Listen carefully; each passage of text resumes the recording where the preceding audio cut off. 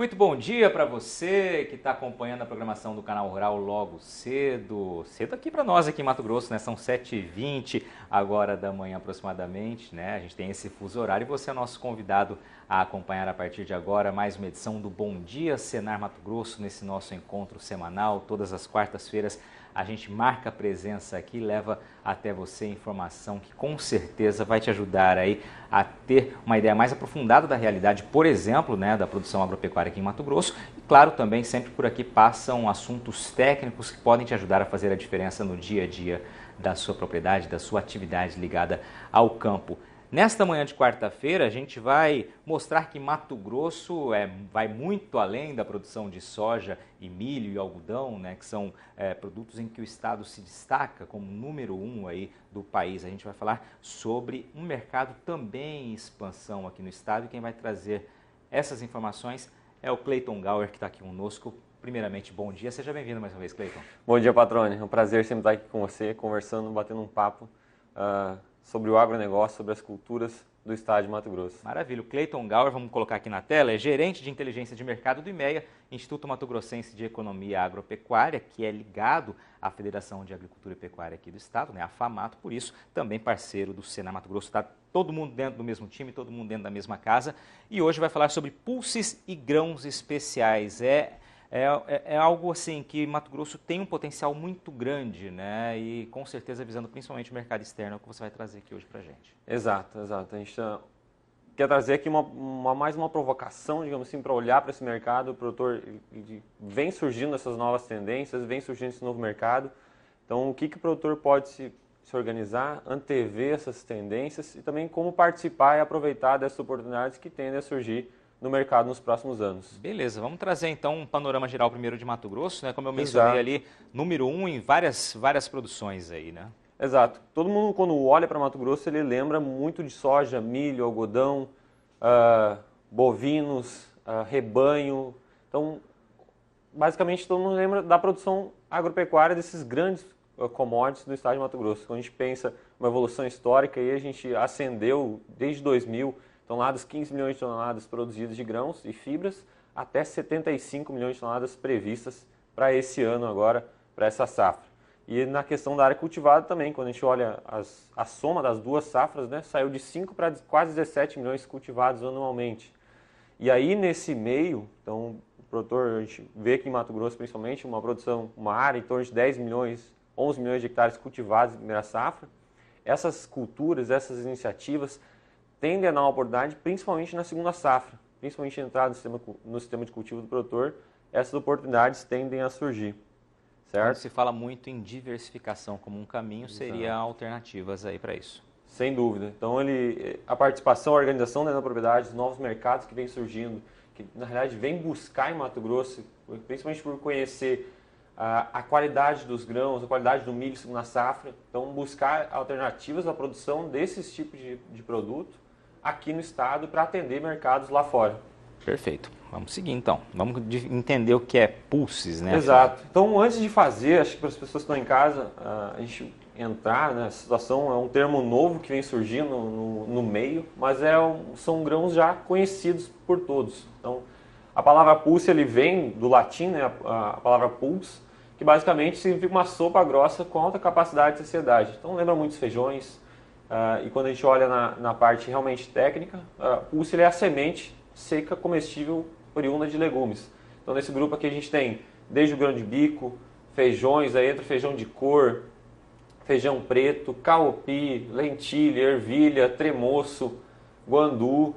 Então alguns grãos que estão até fora normalmente da alimentação diária nossa aqui, mas que fazem parte da alimentação da população de outros países mundo afora. E tem uma presença muito forte nessa alimentação de outros países, né? Exemplo da Índia, por exemplo, né? Exato. Então a Índia, a gente vai conversar um pouquinho depois, ele é um país que figura como o principal mercado potencial dos próximos anos, principalmente pelo perfil da população e a oportunidade, a mudança, digamos assim, na renda, no aumento da renda, da população buscar produtos de melhor qualidade, formato de aquisição desse produto. Então, a mudança desse mercado tende a favorecer o desenvolvimento das culturas aqui no Mato Grosso. Perfeito. Aí você mencionou também grãos especiais. Exato. Vamos definir o que seriam grãos especiais. Exato. Então, quando a gente trabalha esse tipo de oportunidade, normalmente se fala em pulses, que é realmente essa categoria, mas o pessoal agrega alguns tipos de grãos que também, principalmente voltado para a oportunidade, eles consideram esses grãos como culturas com potencial de desenvolvimento e agregação de renda. Então, toda e qualquer cultura, digamos assim, que forme não só de nicho, mas que tenha um mercado potencial em função do pouco desenvolvimento, não só aqui no estado, mas como no país, que tenha uma perspectiva futura positiva, entra nessa classificação de grãos especiais.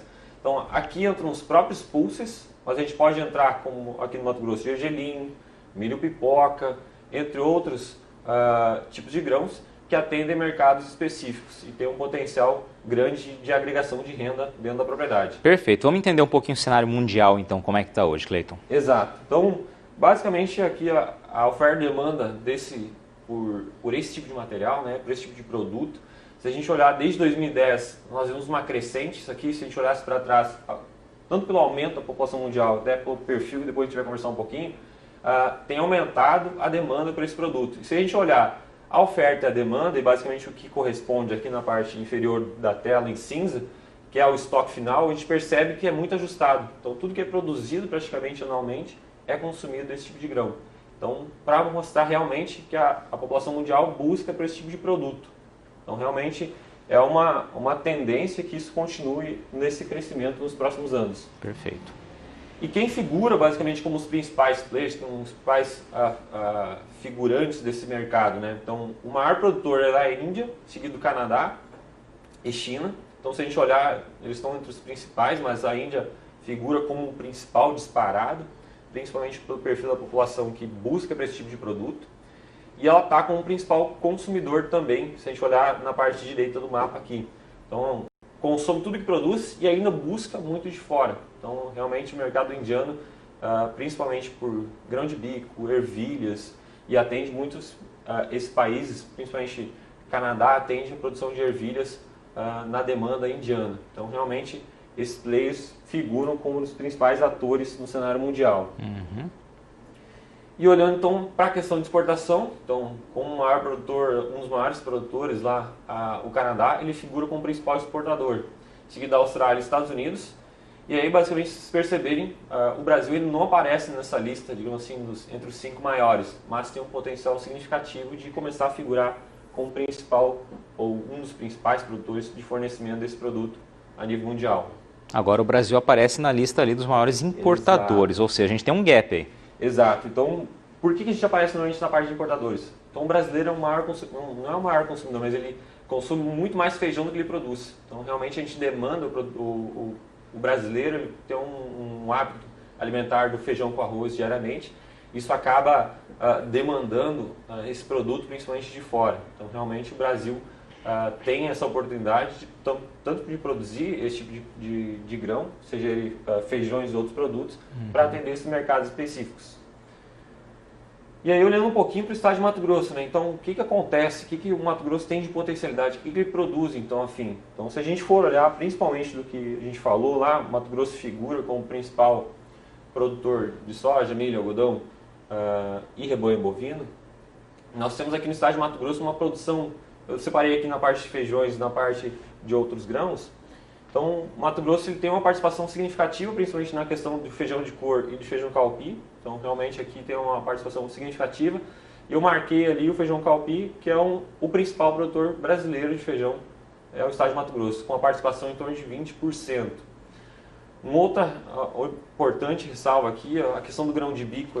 Nós temos algumas lavouras comerciais, mas ele é um produto ainda que precisa ser desenvolvido no estado de Mato Grosso. Então ele tende a crescer, tende a figurar com uma potencial expansão nos próximos anos, mas ainda está em fase de teste há alguns anos para desenvolvimento e adequação no sistema produtivo do estado de Mato Grosso. Perfeito. A região oeste do estado é uma das regiões aí que tem investido bastante nessa busca, né, por tornar de fato uma alternativa economicamente viável ali. Exato. A região de Campo Novo Parecis ali busca, a gente vê uma iniciativa de outros grãos, girassol, outras oleaginosas que surgem ali também, principalmente polos de produção de pipoca. Então, realmente, é o produtor buscando diversificar e tentar atender esses mercados potenciais nos próximos anos. Para a gente encerrar esse bloco, vamos para o próximo slide, então, mostrando as outras produções em que o Mato Grosso também se destaca quando a gente fala de grãos especiais e pulses aí. Exato. Então, e aí entrando na parte de grãos especiais, aqui eu elenquei os principais, mas entram mais alguns.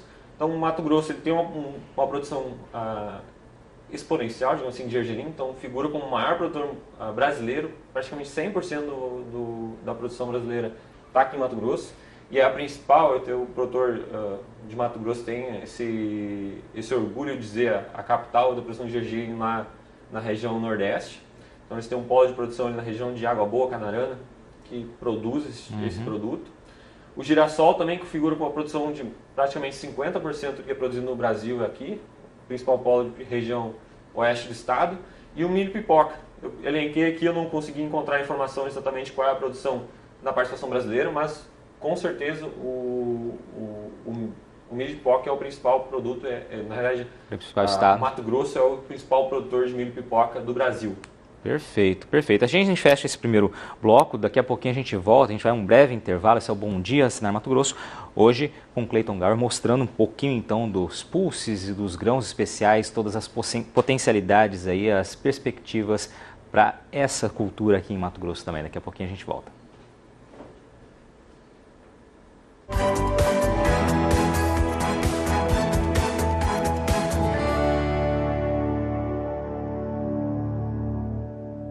Estamos de volta ao vivo aqui de Cuiabá, o estúdio do Canal Rural Mato Grosso. Este é o Bom Dia Senar Mato Grosso. Hoje falando sobre pulses e grãos especiais. A gente está aqui com o Clayton Gower, que é gerente de inteligência de mercado do Instituto Mato Grossense de Economia e Agropecuária. Já apresentou para a gente um cenário, né, tanto estadual quanto nacional e internacional dos pulses aí, dos grãos especiais, o que é considerado grão especial. E agora a gente quer saber das oportunidades. A gente viu que tem um cenário, a gente ainda importa, há um canal muito grande para exportação, uma demanda muito grande aquecida lá fora. Isso significa, claro, oportunidade, né? Onde se encaixam os produtores nesse contexto? Sem dúvida. Então, o produtor, basicamente, ele tem, primeiro, a oportunidade de mercado, de atender esse mercado, mas eu coloquei umas outras oportunidades, basicamente, para o sistema produtivo que a gente encontra aqui no estado de Mato Grosso. Então, para quem nos acompanha, como funciona a dinâmica hoje? Então, o produtor, normalmente, o típico de Mato Grosso, ele produz soja em primeira safra, ou milho, ou algodão em segunda safra, ou uma terceira safra em caso irrigado, seja um feijão ou outra cultura, certo? Então, a oportunidade de entrada desses pulses e grãos especiais no estado de Mato Grosso, primeiro é diversificar. Então, realmente diluir a questão de risco, seja ele de mercado, ficar menos exposto ao clima. Então, nós temos algumas culturas, por exemplo, como o grão de bico, que a demanda hídrica é muito menor, muito inferior a outras culturas, então a potencialidade de semear fora da janela, tentar realmente atender, acontecer algum problema na semeadura inicial da primeira safra, e poder compensar e oportunizar esse tipo de diversificação, de diluição de risco dentro da propriedade, é bastante significativo. Tem a questão de preços, que implica diretamente rentabilidade, então não ficar, aquele velho ditado do produtor, né, não colocar todos os ovos na mesma cesta, então apostar em diferentes culturas e basicamente diversificar todo esse risco que ele está exposto no final do dia. Então, acho que essa é a primeira oportunidade para ele. E a segunda é a questão, tem uma possibilidade de rotação de culturas, operacionalizar manejos, então evitar de pragas ou plantas daninhas fiquem resistentes a determinados produtos, então reorganizar isso dentro do sistema para evitar de acontecer algumas coisas.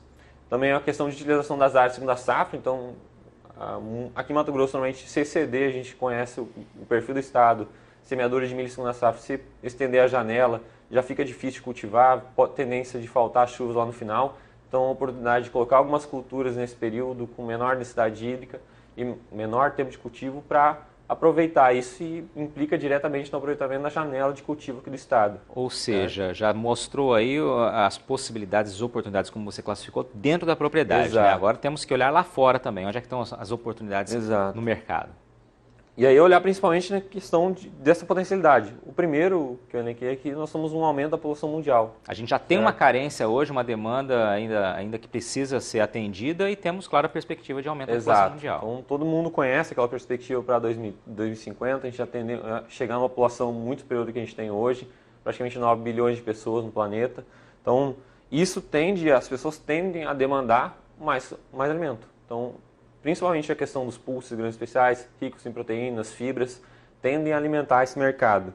E o segundo ponto que vem em conjunto nos últimos anos e vai acontecer é o aumento da renda da população. Então, principalmente nos países em desenvolvimento, os países que têm um potencial significativo, a população, digamos assim, apesar de ter aumentado um pouco a renda, ele já tende a refletir isso no hábito de consumo dele. Então, buscar para alimentos mais processados, composição diferentes de uma alimentação mais saudável, digamos assim, não que ela não seja, mas produtos que tendem a atender esse mercado, e isso potencializar também com relação ao próprio a mudança do hábito alimentar dele. Então, nós vemos já, acho que todo mundo acompanha a questão dos hábitos alimentares, tanto dos veganos, vegetarianos, então a busca e a demanda de produtos para atender esse mercado específico.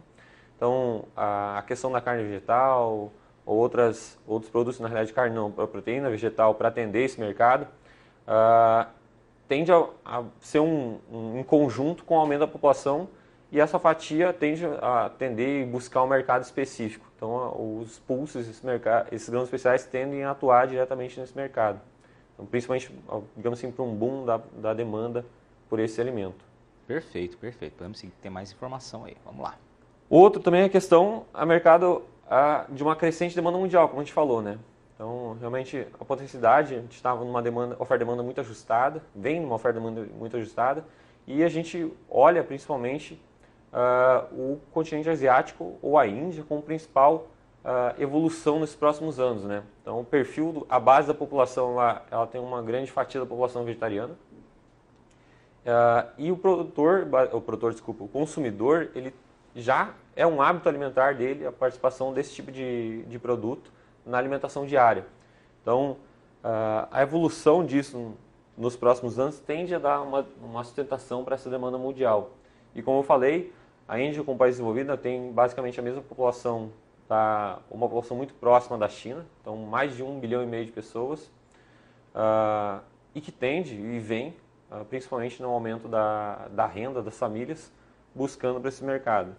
E eu trouxe uma imagem aqui que até foi o Daniel, nosso superintendente, que foi numa viagem, uma missão para a Índia, em 2018, como que eles estavam olhando a questão do mercado de pulses, como que ele estava mudando naqueles anos. Então, realmente, o primeiro ponto é o hábito de consumo, seja ele, naquela imagem à esquerda lá, tudo era consumido a granel, tudo era consumido dessa uma forma mais de mercados populares, e hoje isso tem modificado principalmente para um modelo de supermercados que a gente conhece aqui. Então, produtos mais processados, mudança, seja ele na composição de produtos, barras, cereais, snacks. Então, a participação disso tem aumentado e o perfil da população tem demandado esse tipo de produto. E vê que ocupa lugar de destaque no supermercado. Exato, ali, né? exato. Tem um setor específico, né, para atender essa demanda, ou seja, mostra de fato a busca do consumidor local por esses produtos. Exatamente. E aí outra fatia importante, tão importante quanto, que a gente comentou, é a questão do Brasil. Então, aqui um exemplo que eu trouxe é a questão, principalmente da região nordeste do país, a questão de um forte consumo de feijão. E quando a gente olha o Brasil, de um modo geral, demanda muito feijão. E aí é a questão do nosso carro-chefe de produção, mas tem um potencial significativo também de mercado e organização desse setor para abastecimento desse mercado nacional. Como a gente falou, o Brasil ele figura como os principais importadores desse tipo de produto. Perfeito. Para a gente arrematar? Perfeito. Então, de considerações finais, assim, para fechar basicamente tudo, é realmente o que o produtor tem que estar atento. Então, esse mercado pode gerar muitas oportunidades para o produtor, certo? Desde a organização do setor, a demanda, ela vindo até o Mato Grosso buscar para esse tipo de produto, a oportunidade de colocar dentro do sistema de cultivo. Então, são fatores que o produtor tem que estar atento e tem que estar de olho nesses mercados. Então, às vezes, tirar o olho não, mas abrir mais o leque de opções para observar o que vem acontecendo no horizonte dos próximos anos. E como eu falei, a questão do aumento da população mundial e da renda, principalmente os países emergentes como do Oeste Asiático e principalmente Índia, tende a dar um direcionamento, um norte para esse tipo de produto para esse tipo de mercado. A questão da mudança do hábito alimentar, e aí não só lá, no próprio Brasil a gente vê uma mudança de hábito alimentar da população, tem uma fatia já significativa da população que não consome proteína animal e busca essa proteína de outras frentes, e aí o Pulse entra muito bem nesse tipo de alimentação, nesse tipo de dieta. Mas isso tudo também não são flores, né? Então, um ponto importante, os desafios para serem vencidos, digamos assim, é a questão de padronização desse produto. Então, como o mercado é novo, então a questão de soja, milho, algodão, a gente tem uma padronização bem definida, o produtor ele já conhece esse mercado. Então, a gente precisa aprender e trabalhar com esse produto para conseguir atender esse mercado.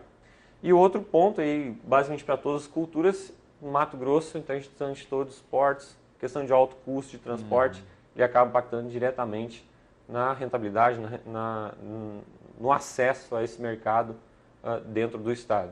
Perfeito. Cleiton, Gaio, obrigado pelas informações, mostrando um cenário bastante promissor. Claro que há muito trabalho pela frente, os desafios estão aqui, logística, como sempre, entre os desafios, né, elencados aí, mas com certeza a gente sabe o poder, o potencial de transformação desse estado, dos produtores que estão no campo e estão enxergando essas oportunidades, certamente já trabalhando, como você bem mencionou aqui, existe um trabalho na região oeste, na região nordeste do estado e em outras regiões também, para diversificar a produção e encontrar essas oportunidades. Obrigado mais uma vez pela participação. Cleiton vai estar com a gente na sexta-feira no Mercado e Companhia, falando um pouquinho mais sobre esse tema no quadro Senar Mato Grosso Responde. Obrigado a você que nos acompanhou até aqui. Uma excelente quarta-feira e até semana que vem.